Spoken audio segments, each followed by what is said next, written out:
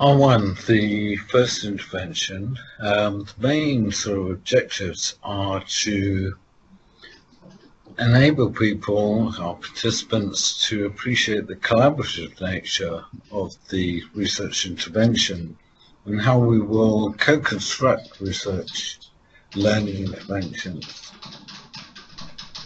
It will also enable people to become familiar with each other, and thirdly, to enable participants to become familiar with key concepts so they can benefit from the R1 intervention.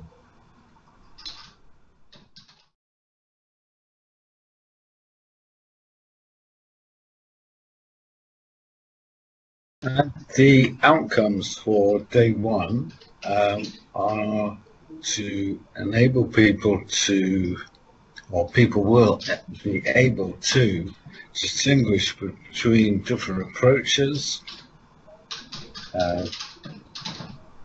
to research, and in particular to understand distinctions such as researcher-led and citizen-led, holistic and systemic and analytical approaches to research, and dealing with wicked and tame problems. They'll also be able to apply these conceptual frameworks to research questions within these different approaches. On day two, the emphasis is on identifying research questions and for people to map the information landscape around them, the knowledge, data and information that may be useful to them, and support and justify their research. For example, to be able to identify gaps in their research, in previous research, and also to clarify who the stakeholders are who would be interested in research and would also benefit from the research.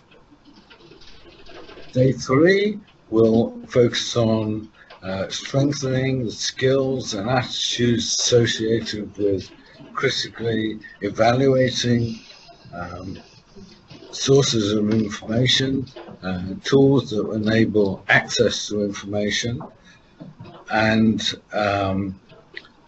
foster the ability to critically evaluate information and the data retrieved.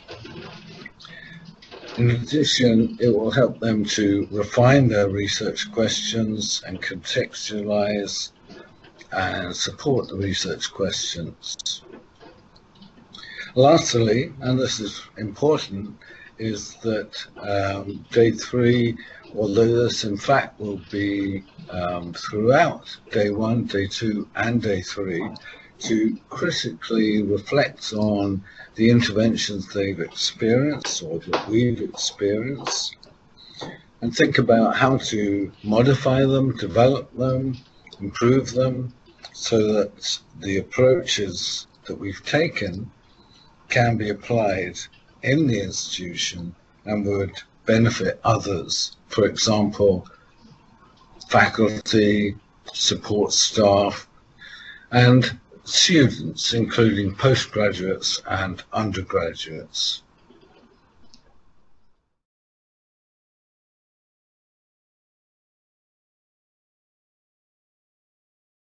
I think the main highlights that participants will experience in Research 1 are, first of all, to actually participate in a blended learning intervention. And secondly, on similar tack, they will experience innovative, experiential, learner-centered approaches to learning about research. Be able to reflect on how these can be applied in their teaching and learning contexts.